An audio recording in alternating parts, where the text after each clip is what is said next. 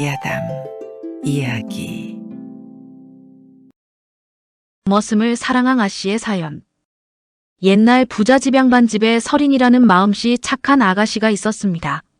설인은 늘 정이 많았고 머슴이나 여종들에게도 항상 따뜻하게 대했습니다. 그러나 혼례할 나이가 되니 많은 걱정이 있었습니다. 그냥 이대로 살고 싶었기 때문이었습니다. 이제 곧 집에서 선보라고 할 텐데 걱정이 앞섰습니다.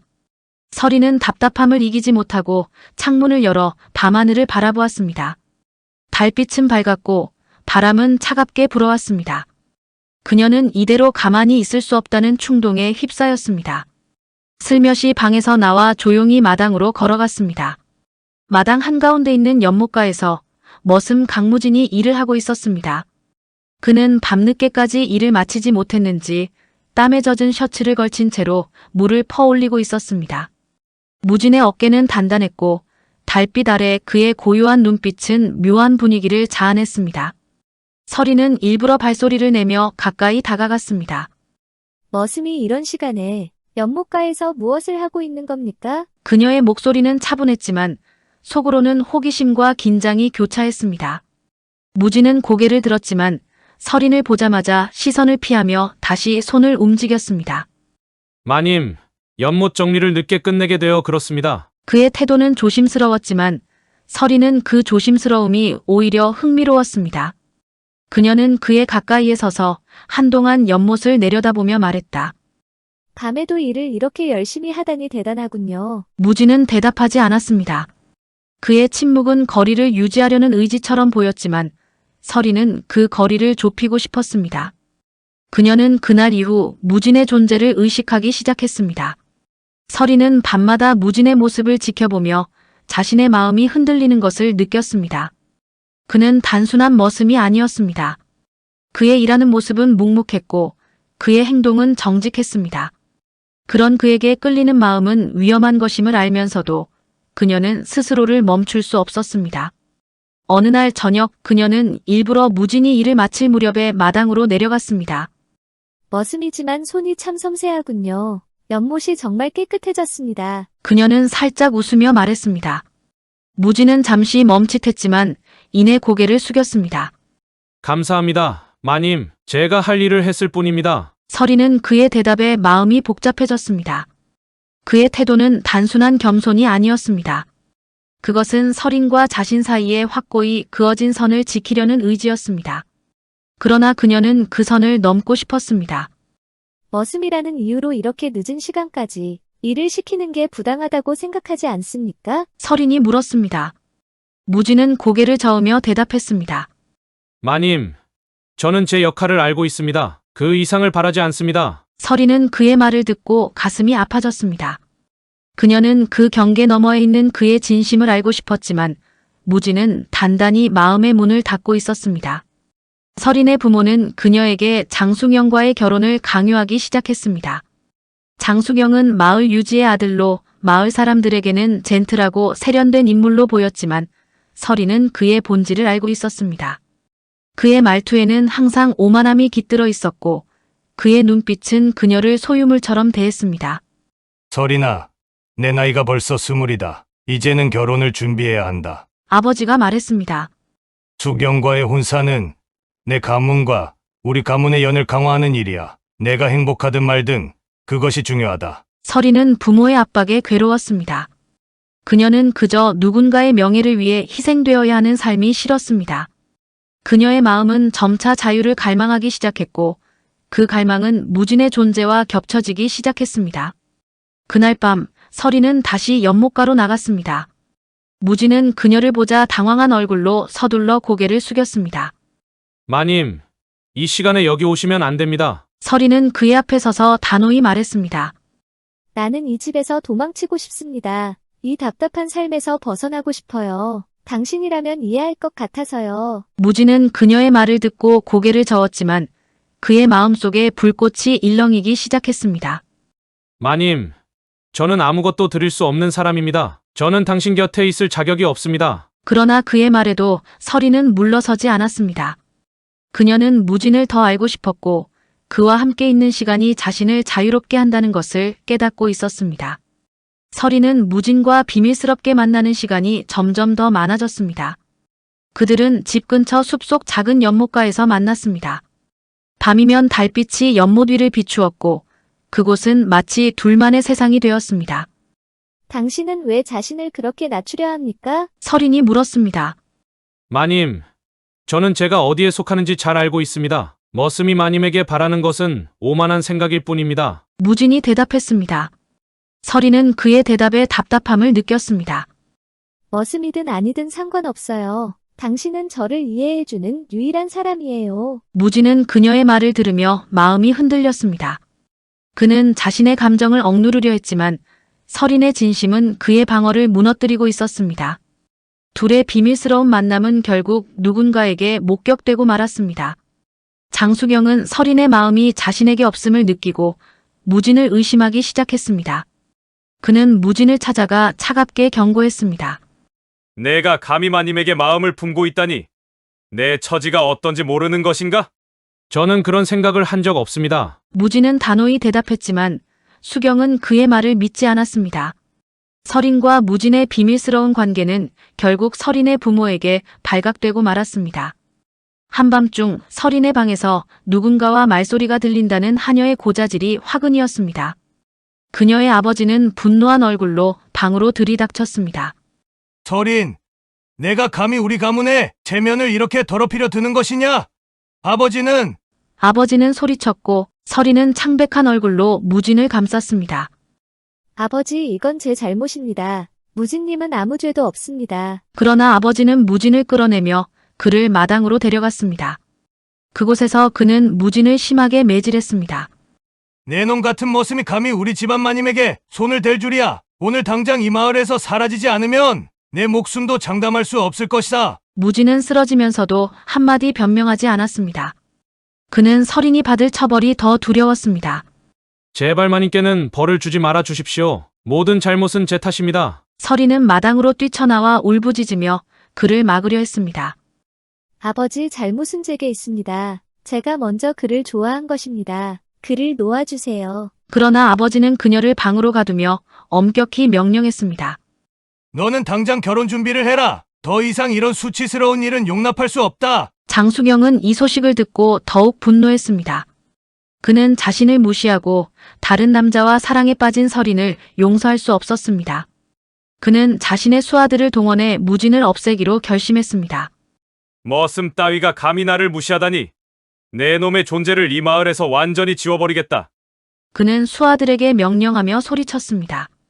저 머슴을 잡아들여 호되게 다루고 다시는 서린과 만나지 못하게 해라. 무진은 서린과의 관계가 그녀에게 얼마나 큰 위험을 가져왔는지 깨닫고 떠나기로 결심했습니다. 그는 밤늦게 짐을 챙기며 마음속으로 마지막 인사를 했습니다.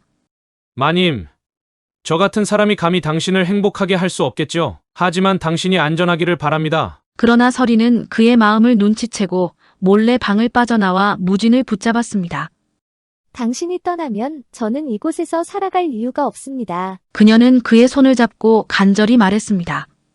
이곳에서 함께 도망쳐요. 함께라면 어디든 괜찮아요. 무진은 그녀의 간절함에 마음이 흔들렸습니다. 그러나 그의 입에서 나온 말은 차가웠습니다. 마님, 저는 당신을 지키고 싶습니다. 그런데 제가 여기 남아있으면 당신은 더 큰 위험에 빠질 겁니다. 서린은 무진의 손을 놓지 않았습니다. 그녀는 결연히 말했습니다.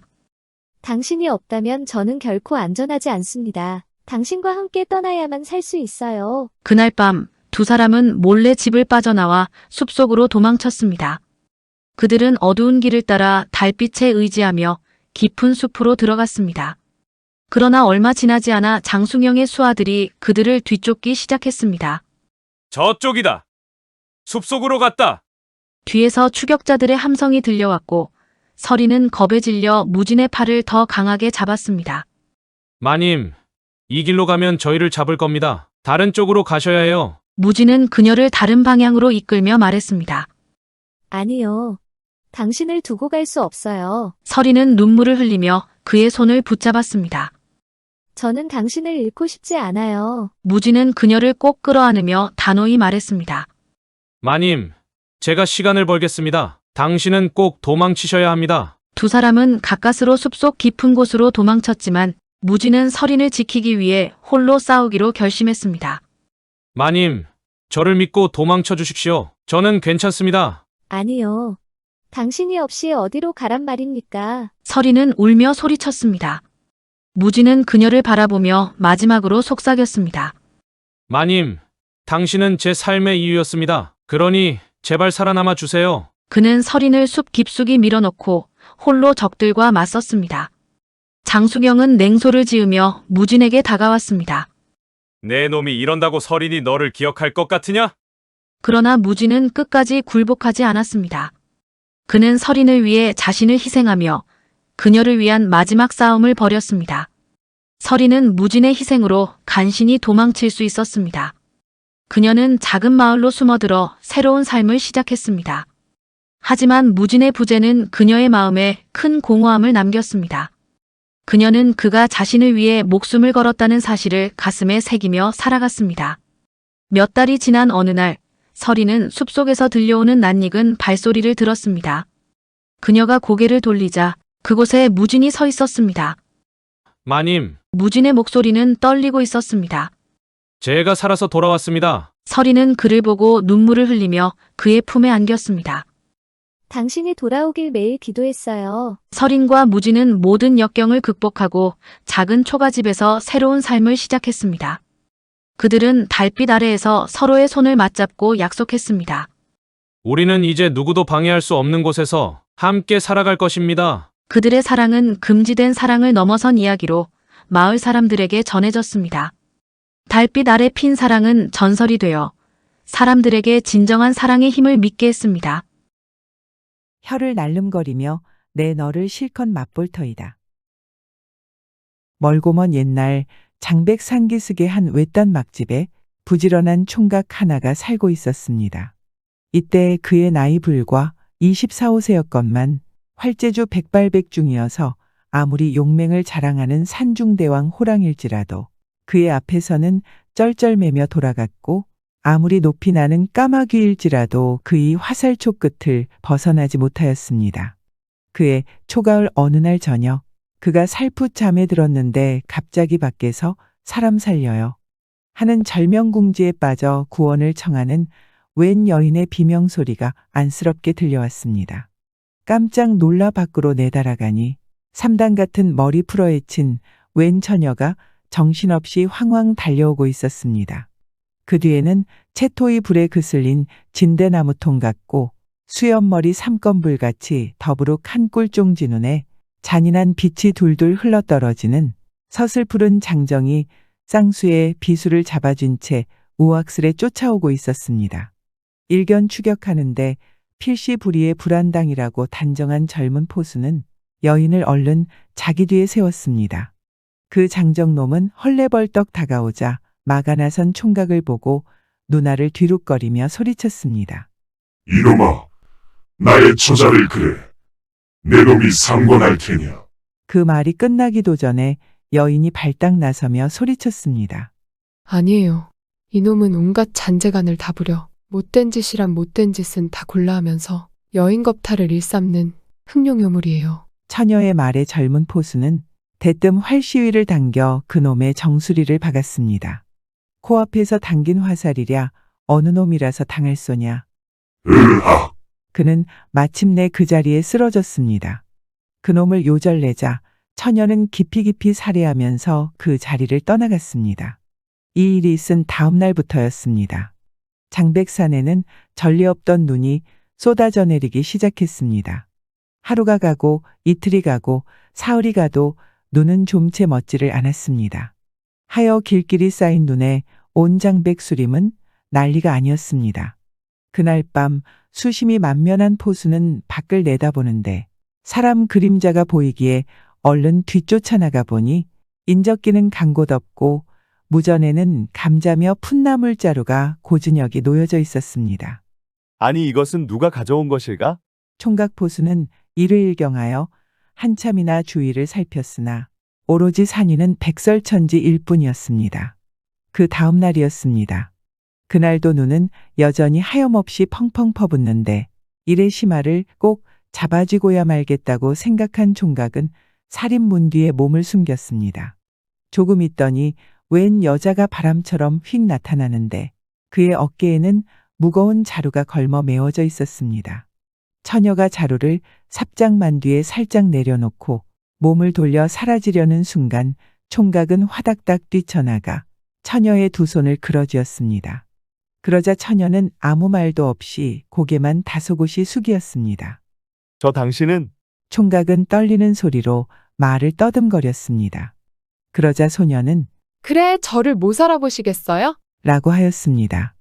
땀에 푹 젖어 흐트러진 체 좋은 머리는 연당의 월광이 어리광 부리며 춤추는 듯하고 이슬을 머금은 듯하고 빛나는 두 눈은 동방의 돋은 샛별 같고 발그레한 양볼은 방금 무르익는 도하여 당실한 코마루 아래 입술은 주홍필로 담싹 찍어 놓은 듯 희디윈 이빨은 박씨를 줄줄이 박아 놓은 듯 오, 얼마 전 자기가 구해주었고 또 그 뒤에는 자기의 양도살을 가져오기까지 한 바로 그 처녀인 줄을 어찌 몰라보랴.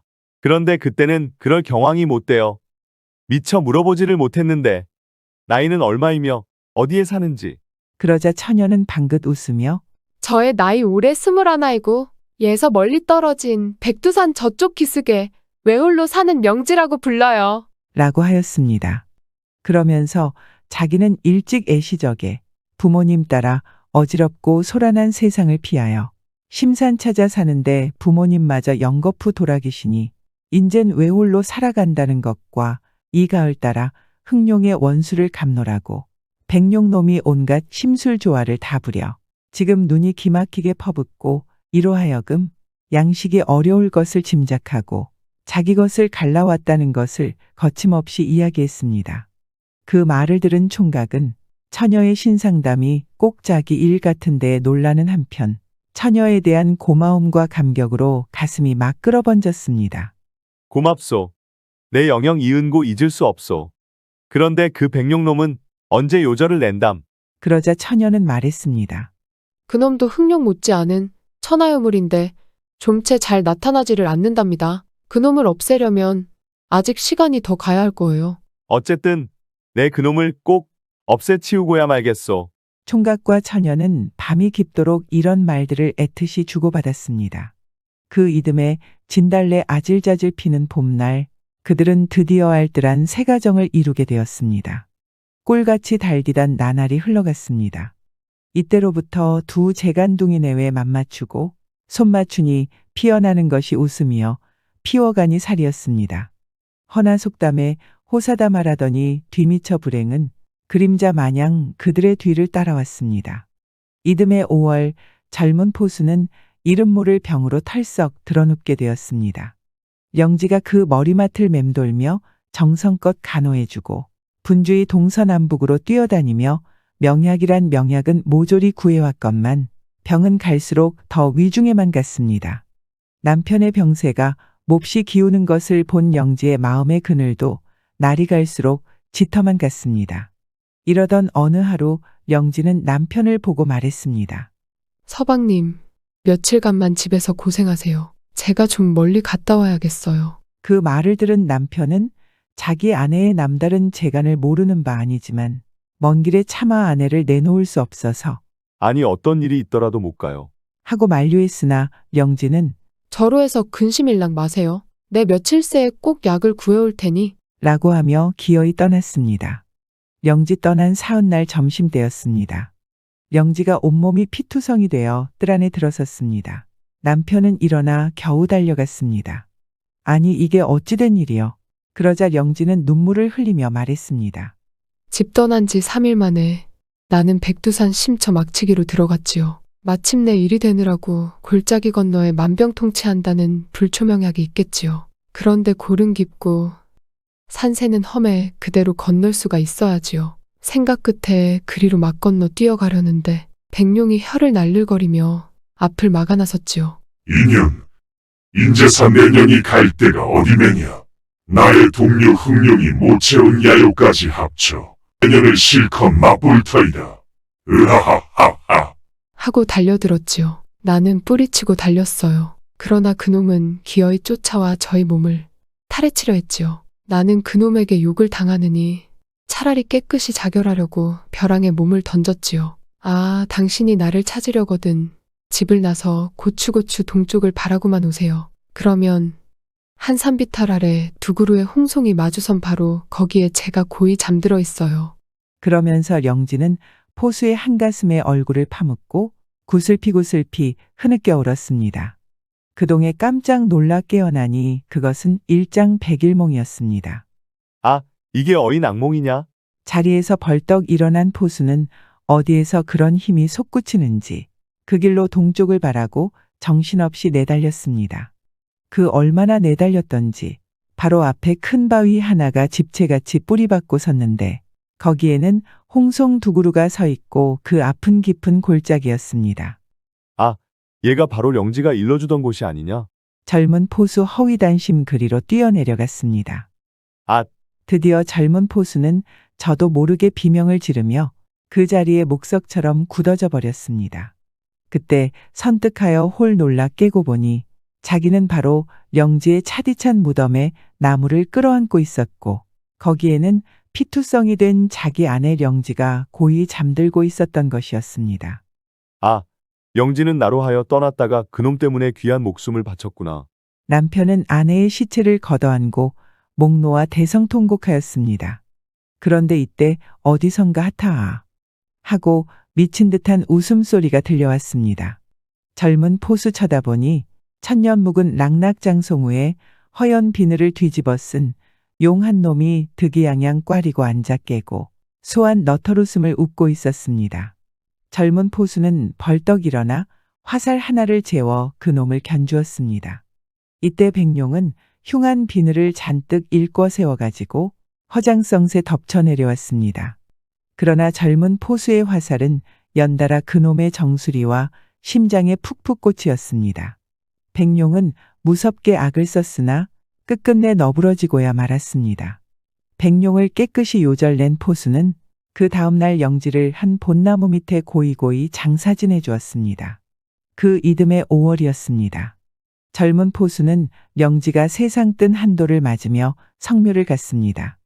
영지, 영지. 젊은 남편은 애타게 땅을 치며 통곡했다. 그러자 비몽사몽간 영지가 생글생글 웃으며 나타나 손바닥만큼한 북디붉은 버섯을 내놓았습니다. 여보세요, 서방님. 너무 상심 마시고 어서 이것을 가져다 골수 깊이 파고든 병을 떼세요. 아, 이건 뭐요?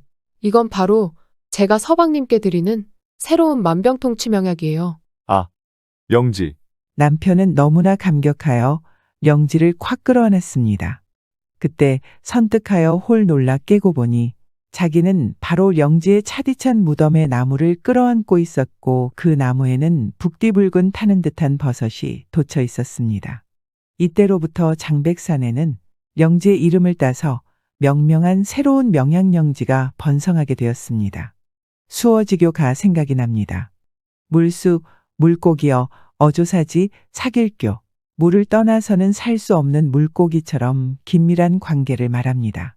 물고기와 물처럼 친한 사이라는 뜻으로 고기가 물을 떠나서는 잠시도 살 수 없는 것처럼 친밀한 사이를 비유한 말입니다.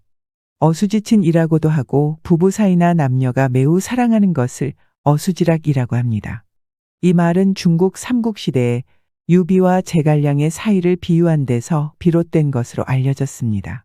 삼고초려의 정성으로 인연을 맺은 유비와 제갈량과의 사이가 날이 갈수록 친밀해지고 유비가 제갈량을 스승 대접하자 관우와 장비가 불쾌하게 여기기 시작했습니다. 이에 유비가 그들을 불러 나에게 공명이 있다는 것은 고기가 물을 가진 것과 마찬가지다. 다시는 불평을 하지 말도록 하여라 라고 타일렀다고 합니다. 그 후로 관우와 장비는 다시는 불평하지 않았다고 합니다.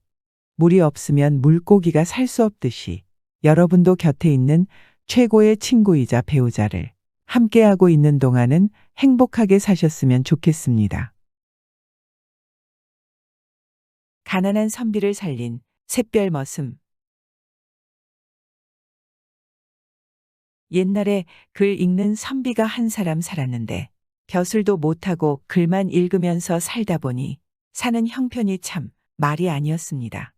아니할 말로 눌러도 못 밖에는 나올 게 없는 그런 형편이었습니다. 그도 그럴 것이 조상 대대로 벼슬 없는 선비로 살아와서 물려받은 재산도 없지 옛날 법이라는 게 되먹지 못해서 양반은 굶어 죽어도 일은 못한다지. 이러니 입에 풀칠이라도 하고 사는 게 오히려 신통할 정도였습니다.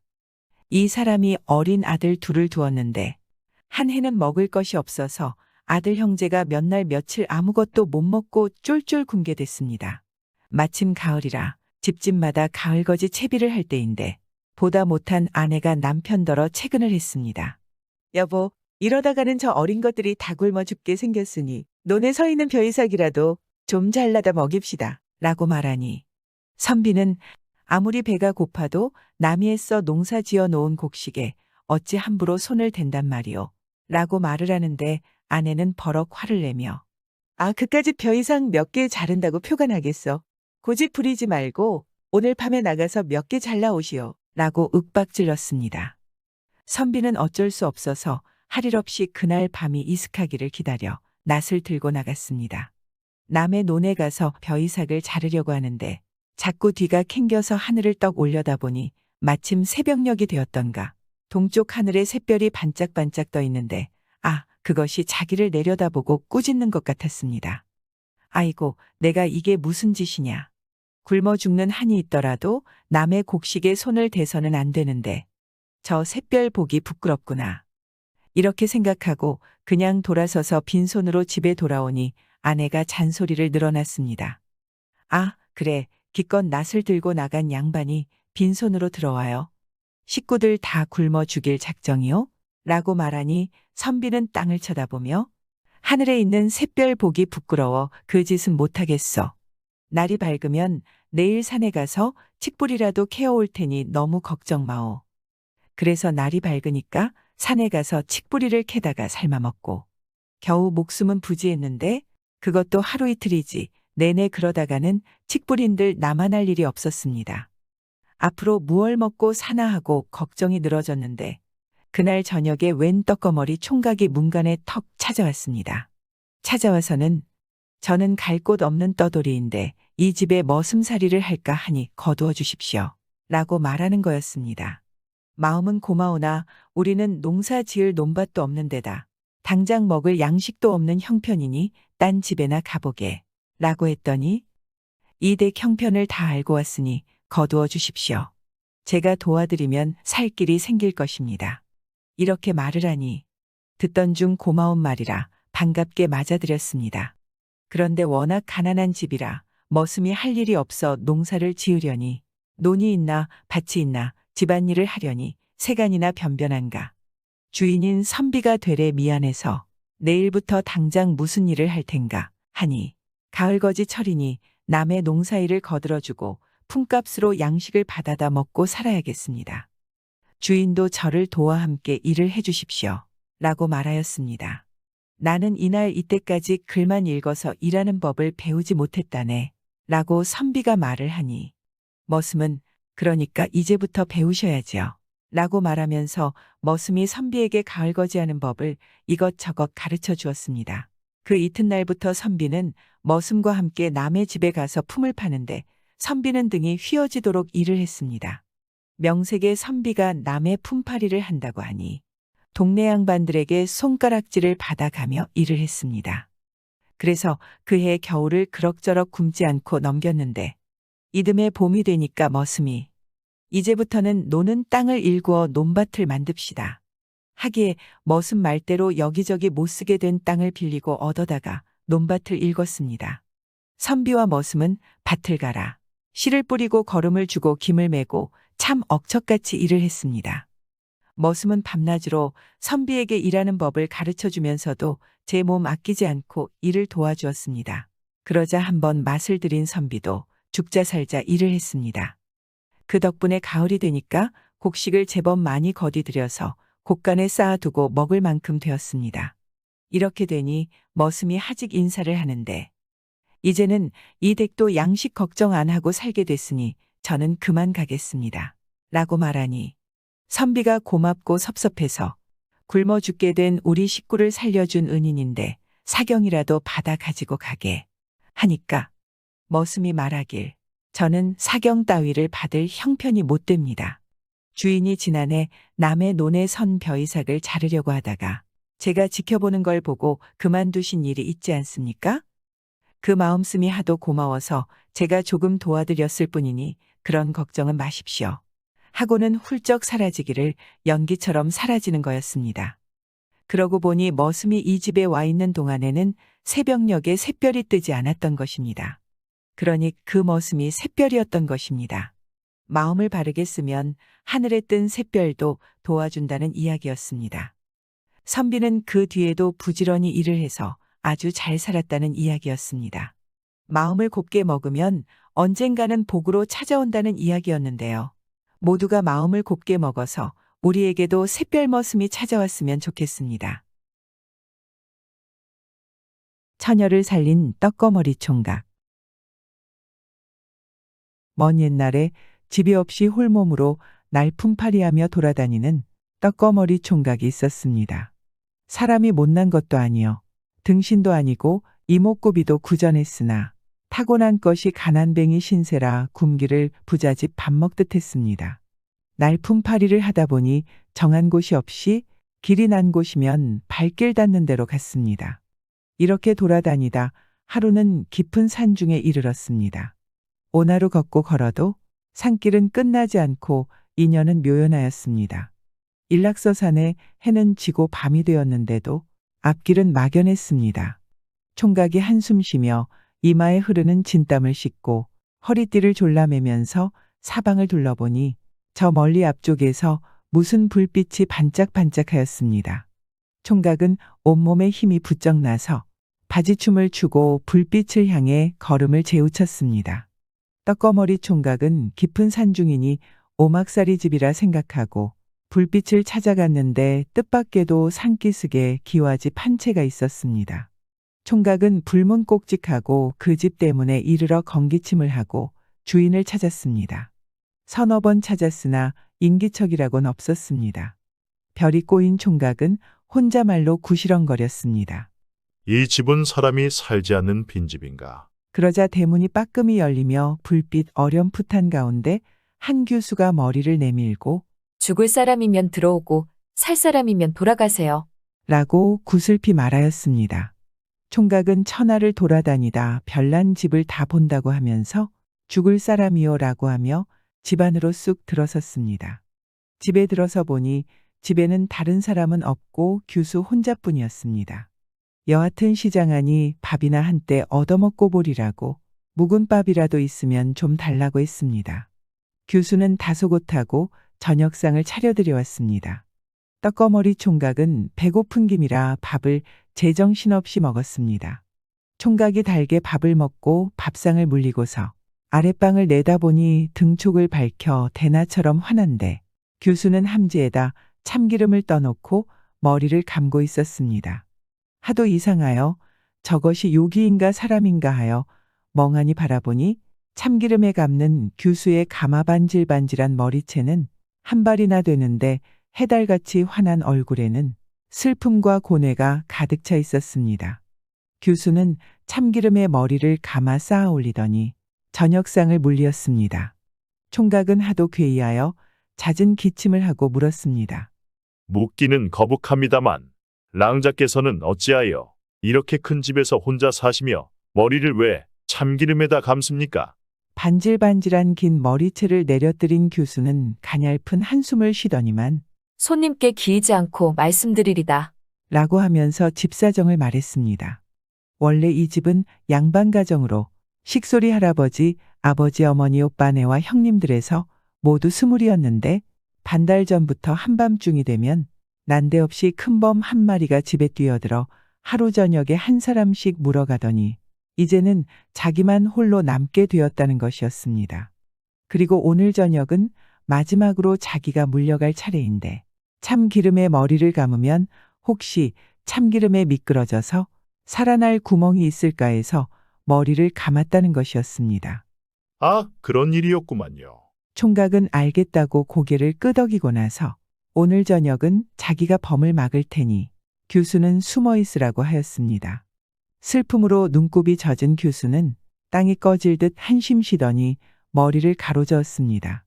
문을 닫아 걸고 아무리 숨어도 쓸데없어요. 이제 저 앞산에서 쏴소리가 나고 마당에서 범이 3번 울면 사방 문들이 저절로 꽉꽉 열리고 범이 뛰어드는데 아무데에 숨어도 영락없이 물어가요. 총각은 호언장담을 했습니다.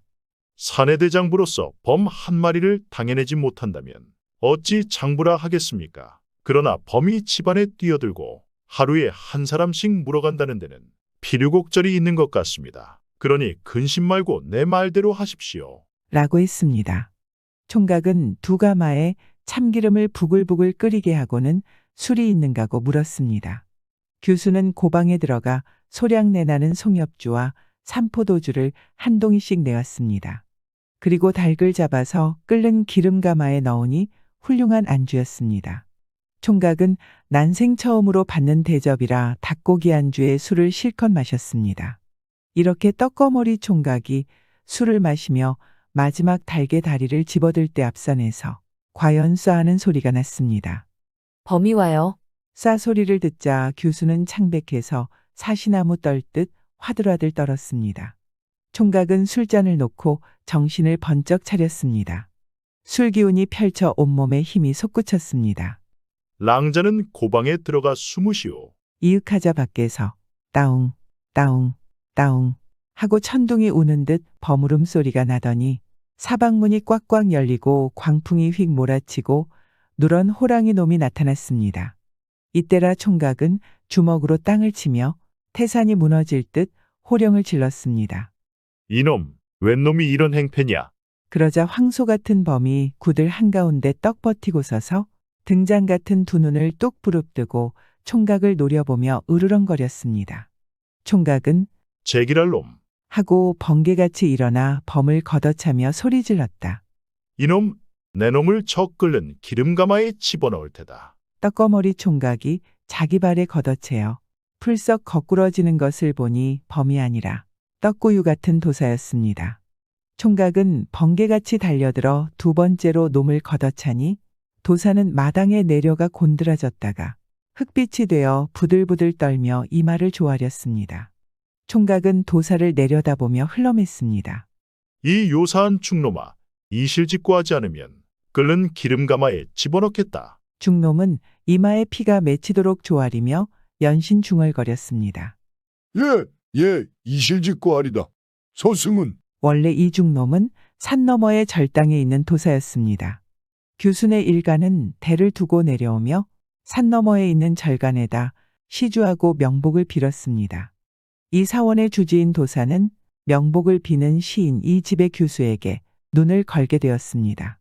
그리하여 둔갑 장신수를 써서 범으로 되어 이 집 식구들을 하나하나 잡아치우고 오늘 저녁부터 밤마다 이 집에 드나들며 교수를 가늠하려 했는데 이렇게 떡거머리 총각을 만났던 것이었습니다. 도사는 화들화들 떨며 용서를 빌었습니다. 대저대비하신 신선님, 목숨만 용서해 주시옵소서. 도사는 띠꺼머리 총각을 신선으로 보았던 것이었습니다. 그리하여 막무가내로 법수를 거두고 애발대발 빌었습니다. 고방에 숨었던 교수가 중놈의 말을 들으며 문틈으로 내다보니 과연 산 너머 사원의 주지인지라 이가 갈렸습니다. 교수는 이를 악물고 살며시 나와 함지박으로 펄펄 끓는 참기름을 퍼가지고 고두사죄하는 주지의 대가리에다 쳤습니다. 그랬더니 도사놈은 비명을 지르며 나뒹굴었습니다. 이때 총각이 언뜻 달려내려가 중놈의 종아리를 쥐어서 문 밖으로 내뿌렸는데 대문간에 탁 부딪히는 소리가 나고 우라는 잠잠했습니다. 좋은 허울을 쓴 짐승보다 못한 놈을 아주 없애치워야지. 떡거머리 총각이 팔을 걷어올리고 대문간으로 달려나가니 도사는 대문간 기둥에 부딪혀 대가리가 박살나서 죽어버렸습니다. 더러운 놈 까마귀나 뜯어먹어라. 총각은 도사놈을 쥐어서 아주 먼 곳에 던져버렸습니다.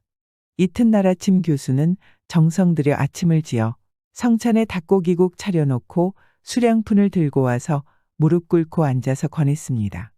총각은 든든히 먹고 또 정처 없는 길을 떠나려 하였습니다. 이때 교수가 우리 집 원수를 갚아주시고 소녀의 생명을 구해주신 은인께서 버리시지 않는다면 한평생 함께 다니며 시중들겠습니다. 라고 했습니다. 떡거머리 총각은 허허 웃으며 이제는 그 고약한 충놈을 없앴으니 근심 없게 됐는데 함께 살면 이 집에서 살지. 이 좋은 집과 땅을 버리고 어디로 가겠는가. 라고 하였습니다. 그러니 교수 일어나 절을 하려 하니 총각 또한 급히 일어나 맞절을 하였습니다. 이리하여 아침상이 전한상으로 되고 방안이 전한청으로 됐습니다. 이날부터 떡거머리 총각과 교수는 부부간을 맺고 이 집에서 한 일을 잘 살았다고 합니다. 과욕초와 가 생각이 납니다. 욕심이 지나치면 화를 부릅니다.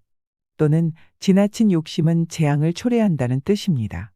세상사 모든 악은 욕심에서 시작됩니다. 자신의 상황과 능력에 맞지 않은 결과를 고집하고 가져오기를 바라기 때문에 생기는 것입니다.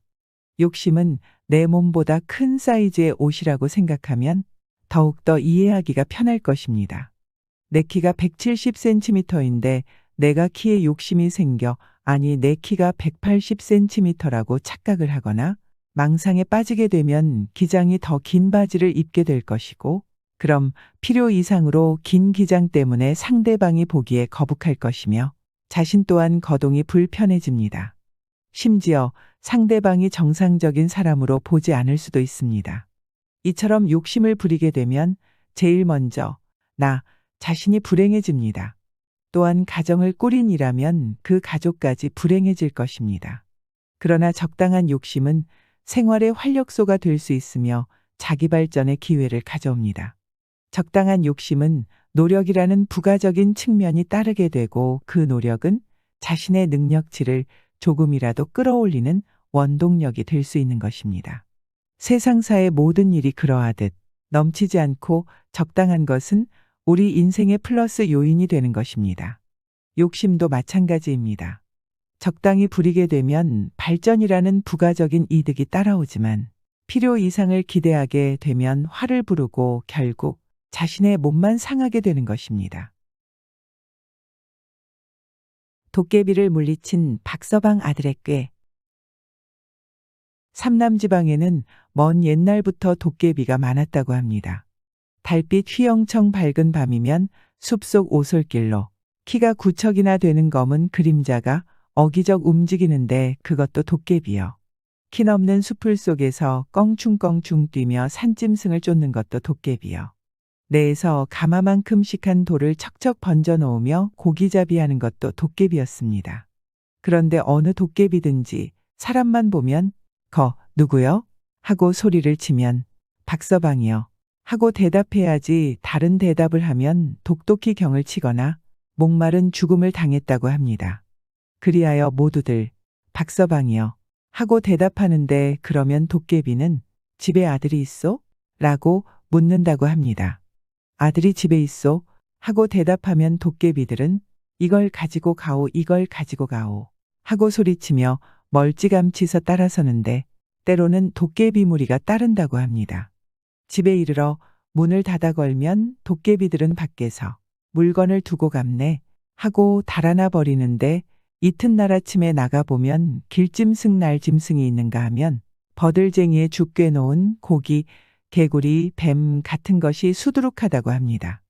도깨비들이 어찌하여 박서방이라고 하면 무서워하고 아들이 집에 있다고만 하면 자기들의 재물을 죄다 가져다 바치는가 하는 데는 그 사연이 있다고 합니다. 옛날 삼남지방 어느 곳에 박서방이라는 농부가 있었는데 집에는 아내와 12살 먹은 총명한 아들이 있었습니다. 그때 이 고장에는 도깨비들이 많았는데 밤이면 곳곳에서 출몰하여 사람과 가축을 해쳤습니다. 그리하여 사람들은 항상 불안한 나날을 보냈습니다. 어느 하루는 박서방이 나무를 하려고 지게에다 낫을 꽂아지고 앞산으로 나무하러 가는데 방금 고개마루에 올라서자 어디선지 여럿이 함께 부르는 멋들어진 타령 소리가 들려왔습니다. 어디서 타령을 불러대는가고 아무리 둘러봐야 사람은 보이지 않고 타령 소리만 높았습니다. 박서방은 무인지경이라 귀신의 조화라고 생각되어 낫등으로 길 옆에 돌을 치며 호령했습니다. 어떤 놈들이 대낮에 이렇게 떠들어대느냐. 당장 걷어치우지 못할까. 그러자 타령 소리가 뚝 끊고 잠잠하였습니다. 박서방이 시름 놓고 몇 발자국 걷는데 난데없이 키가 9척이나 되는 흉측한 도깨비들이 와르르 쓸어 나왔습니다. 대낮에 도깨비가 출몰하리라고는 꿈에도 생각지 못한 박서방은 깜짝 놀라 황당해서 어쩔 바를 몰랐했습니다. 꼬락서니 괴사한 녀석이 호령하는 바람에 노래 꼭지를 잃어버렸군. 외눈박이 도깨비가 박서방을 노려보며 투덜거리자 도깨비들이 박서방과 노래 꼭지를 내라고 흘러맸습니다. 노래 꼭지가 어떻게 생겼는지 알지도 못하는 것을 내라고 하니 박서방은 기겁하여 꺽꺽거리며 아무 대답도 못하였습니다. 이놈이 노래 꼭지를 내지 않으면 잡아먹어 치우자. 외눈박이 도깨비가 버럭 소리 지르자 도깨비들은 먹을 것이 생겼다고 좋아서 야단들이었습니다. 모두들 박서방을 빨리 잡아먹기 위해서 노래 꼭지를 내라고 더욱 성화질을 하였습니다. 박서방이 생각해보니 이 자리나 피해야 방법을 대지 그렇지 않으면 그저 목마른 죽음을 당할 것 같았습니다. 그리하여 물었습니다. 그래, 너희들이 우리 집을 아느냐? 라고 말하니 외눈박이 도깨비가 말했습니다. 알고 말고 알다 뿐이겠니? 너네 집 식구들까지 다 안다. 박서방은 별다른 방도가 없는지라 집에 가서 아내와 아들을 만나보고 뒷일이나 부탁하겠으니 내일 점심때쯤에 와서 잡아먹어달라고 사정했습니다. 그러니 외눈박이 도깨비가 잠시 생각을 하더니 흔쾌히 승낙했습니다. 우두머리 도깨비의 예상은 겸사겸사해서 박서방도 잡아먹고 아내와 아들도 잘 우려먹자는 것이었습니다. 도깨비들이 없어진 후 박서방은 빈손으로 집에 돌아와서 낙심하여 후 한숨만 쉬다가 비감한 눈물을 주르르 흘렸습니다. 아내가 무슨 영문인지 몰라서 다급히 물어도 대답하지 않고 아들이 물어도 대답하지 않았습니다. 박서방은 혼자 생각했지만 방법이 없는 일이라고 여겼습니다. 아내는 박서방이 비감한 눈물을 흘리니 같이 앉아 눈물이 글썽해 한숨을 지었습니다. 그러자 아들이 물었습니다.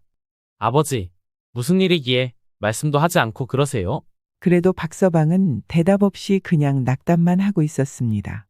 하늘이 무너져도 솟아날 구멍이 있다는데 하늘이 무너지는 것보다 더 큰 일입니까? 아들이 재차 다그쳐 물었습니다. 아들이 하도 되받아지게 묻는 바람에 행여나 하는 생각이 나서 박서방은 앞곡의 역마루에서 도깨비를 만났던 이야기와 도깨비와 약조한 이야기를 했습니다. 그랬더니 아내는 너무도 놀라 창백해져서 굳어버린 채 멍해졌는데 아들은 하아 웃더니 그까짓 도깨비들의 일을 가지고 태울 게 있습니까? 안심하시고 내일 점심때쯤 고방에 숨어서 제가 어찌는가 보기만 하십시오. 라고 했습니다. 코올리는 어린애 말이기는 하나 방법이 있다고 하니 어찌도 반가운지 대번에 화기가 돌면서 그래 어떻게 하면 되느냐고 물었습니다. 아들은 여하튼 아무 걱정 말고 내일 보라고 하였습니다. 이튿날 점심때쯤 박서방은 별다른 뾰족한 수가 없는지라 아내와 함께 고방에 숨어 있었습니다. 아니나 다를까 점심때가 되자 도깨비들이 우르르 쓸어왔습니다. 박서방, 박서방. 외눈박이 도깨비가 박서방을 불렀습니다. 그래도 문을 꽁꽁 걷어닫고 아무 대답도 없으니 도깨비들은 마당에서 왁작 떠들어대다가 마루에 올라서서 집에다 불을 지르자고 했습니다. 이때 박서방의 아들이 문을 박차고 나가며 소리 질렀습니다. 야, 이놈들아, 내 놈들이 떠드는 바람에 내 하던 일꼭지를 잃어버렸다. 사람이란 일을 항상 잘해야 하는데 일꼭지를 잃어버렸으니 어찌겠느냐? 그러니 내 놈들이 내 일꼭지를 찾아내라. 외눈이 눈을 뚝 부릅뜨고서 우리가 내 일꼭지를 어떻게 아느냐?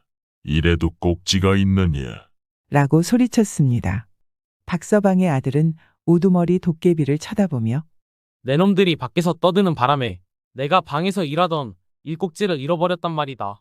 외눈박이 도깨비가 부화동이 터져 씹어렸습니다. 내가 방에서 일꼭지를 잃어버린 걸 우리가 알게 뭐냐? 박서방의 아들이 되받았습니다. 그러면 어저께 너희들이 땅 밑에서 노랫꼭지를 잃어버린 걸 땅 위에 있는 우리 아버지가 알게 뭐냐? 우두머리 도깨비는 말문이 막혀 나판대기가 지지게 나서 도깨비들을 돌아보았습니다. 박서방을 잡아먹겠다고 떠들어대던 도깨비들은 자라모가지가 되어 눈만 굴렸습니다. 외눈박이 도깨비는 배가 출출해 나는지라 화제를 돌렸습니다. 그럼 좋다. 시비는 차차하고 먼저 우리 점심을 해내라. 박서방의 아들은 픽슨 웃음을 치면서 우리 집에는 가마가 한 짝이 돼서 끼니를 못한다. 하고 대꾸했습니다. 우두머리가 버럭성을 냈습니다. 에이 이놈아, 이 큰 집에 가마가 한 짝뿐이라니 말이 되냐. 박서방의 아들이 되받았습니다. 너는 어째 그 큰 낮에 눈이 한쪽뿐이냐? 외눈통이 어쩔 줄 몰라 쩔쩔매는데 얼굴에 구멍이 숭숭 난 놈이 두 눈을 뚝 부릅뜨고 팩소리쳤습니다. 잔소리 그만하고 빨리 밥을 해라. 박서방의 아들은 그놈을 빤히 올려다보며 대꾸했습니다. 우리 집은 쥐구멍이 많아 연기가 나서 불을 못 댄다. 이 자식, 이 작은 집을 거두지 못해 쥐구멍이 그리 많다는 말이냐? 너는 어째 자그마한 나판대기도 거두지 못해 그렇게 구멍이 많으냐? 그놈은 자라모가지가 되어 입을 실룩거리며 흉측한 눈알만 들들 굴렸습니다. 박서방의 아들이 소리 질렀습니다. 이놈 내가 한쪽 눈이 멀 때에 이를 잊었느냐?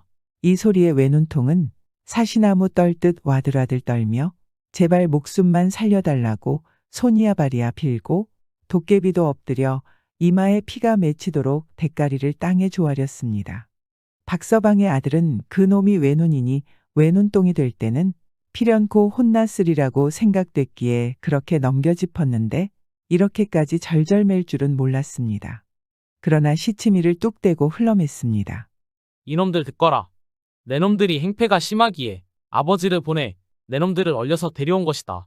지금부터 내 말대로 하지 않는 놈은 독독히 경을 칠 줄 알아라. 도깨비들은 예 하며 절절맸습니다. 너네 물건을 몽땅 나한테로 가져오고 다시는 인간 세상에서 행패를 부려서는 안 된다. 알겠느냐? 썩 물러가거라. 도깨비들은 골을 싸지고 걸음아 날 살려라고 귀 떨어지는 줄도 모르고 주랭랑을 놓았습니다.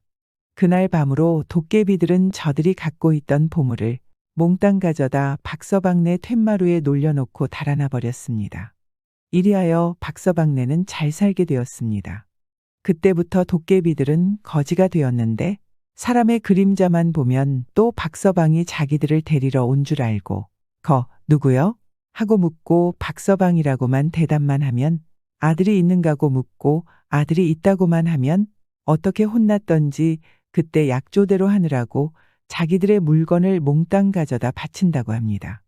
도깨비는 사람의 형상을 하고 있지만 사람은 아닌 상상의 존재입니다. 도깨비는 특정 존재를 지칭한다기보다는 비슷한 특성을 가진 존재들을 묶어 부르는 이름이라고 보는 것이 옳습니다. 보통 도깨비의 모습은 특정한 모습이 없고 기록마다 형태가 각각 다른데 일반적으로 한국 고유의 도깨비는 한복을 입고 패랭이를 쓰고 다닌다고 합니다.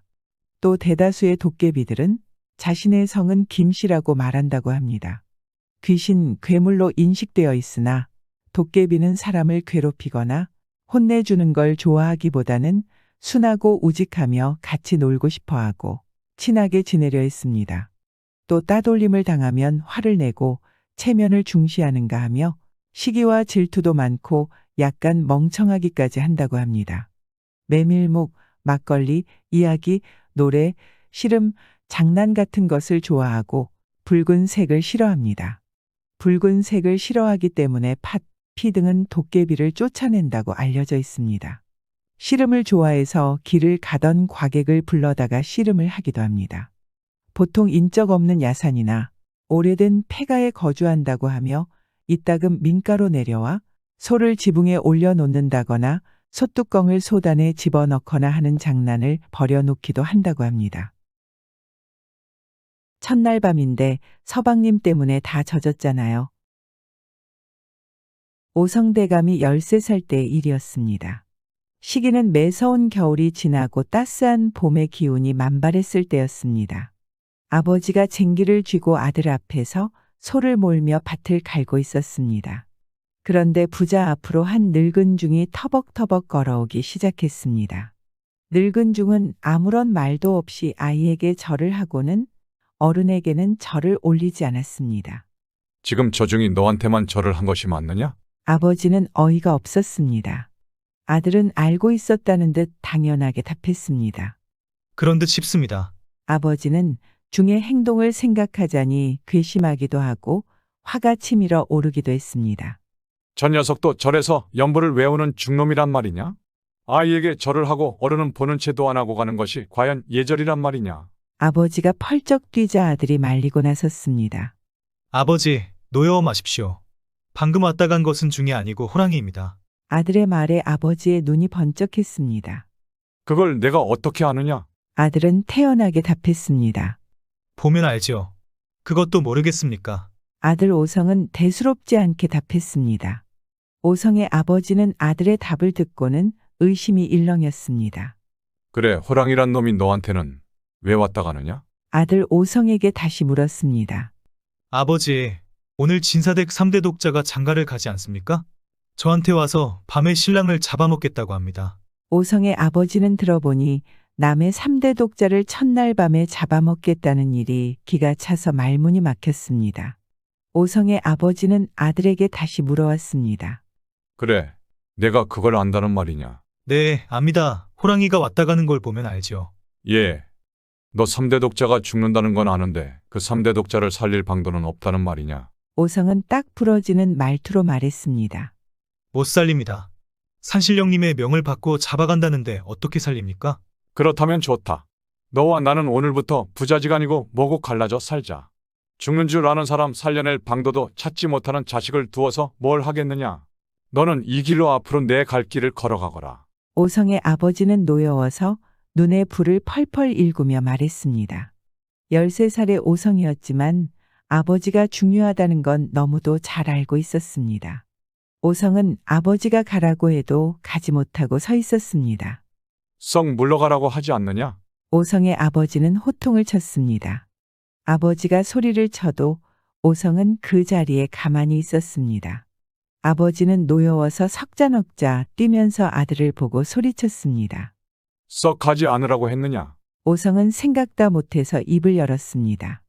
아버지 노여워 마십시오. 아버지 소원이 정 그러하시다면 제가 진사댁으로 가보겠습니다. 오성은 속옷비를 아버지에게 넘겨주었습니다. 그리고는 즉시 진산의 집으로 달려갔습니다. 살림이 좋은 진사댁은 3대 독자가 장가를 가니 잔치를 굉장하게 잘 치르고 있었습니다. 오성은 진산의 집에 가서 잔치떡을 배가 부르도록 얻어먹었습니다. 그리고 나서는 진사를 뵙기 청했습니다. 진사님 할 말이 있습니다. 진사는 오성을 안으로 불러들였습니다. 무슨 일이라도 있느냐? 오성의 굳은 얼굴을 보고 재차 말했습니다. 무슨 말인지 서슴지 말고 하거라. 진사님 댁에 염소 한 마리 있으면 제게 주십시오. 진사는 들어보니 꿈에도 생각지 못한 소리를 오성이 하는 것이었습니다. 남의 집 잔치에 와서 어린 것이 주는 떡이나 얻어먹고 가면 될 것을 당치도 않게 염소 한 마리를 달라니 되지도 않을 말이라 여겼습니다.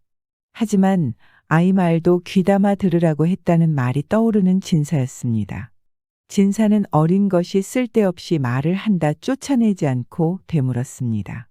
그런데 너는 잔치집에 와서 염소는 왜 달라고 하는 것이냐? 진사님 묻지 말고 달라면 주십시오.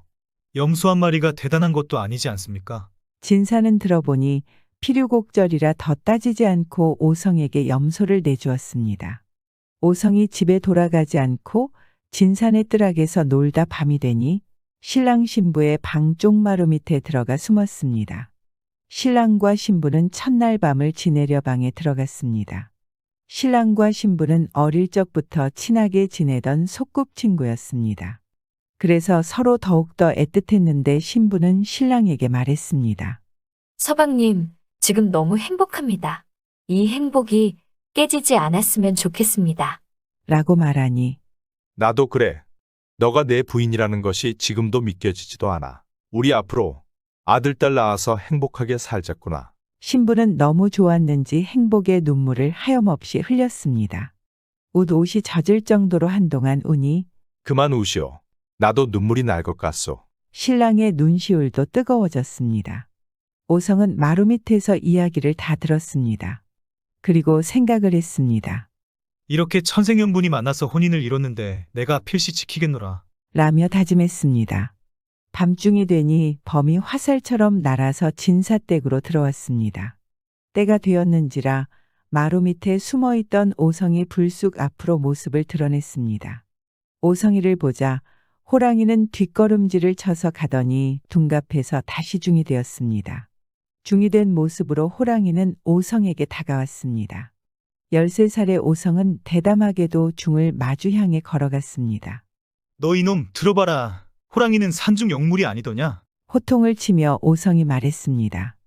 이어서 오성이 말을 이어갔습니다. 오늘 장가가는 사람은 3대 독자이다. 그래, 너 남의 집 3대 독자를 장가가는 첫날 밤에 물어간다는 말이냐?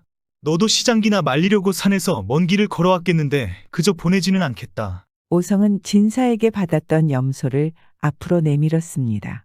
내 너에게 염소 한 마리를 줄 터이니 이것이나 먹고 가거라. 3대 독자는 털끝 하나 다치게 해서는 아니 된다. 다치기만 하면 내 아무리 산중 왕이라도 내 목숨도 없을 줄 알아라. 중은 한마디 대꾸도 하지 않았습니다. 중은 다시 둔갑해 호랑이로 변했습니다. 호랑이가 되어서는 염소를 물어 맺혀놓고는 염소고기를 우두구둑 씹어먹었습니다. 호랑이는 얼마 되지 않아서 한 마리 염소를 다 먹어치우고는 말없이 자리에서 떠났습니다. 이튿날 아침이 되자 진사는 이상한 생각이 들었더라게 나가봤습니다.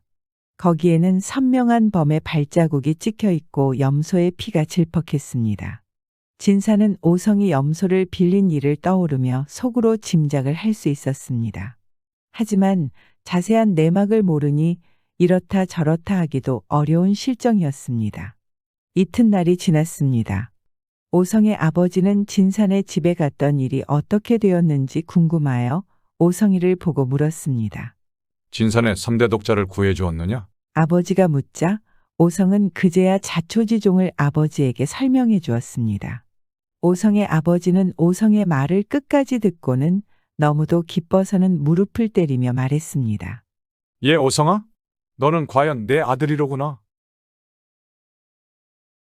구독과 좋아요, 알람 설정은 사랑입니다.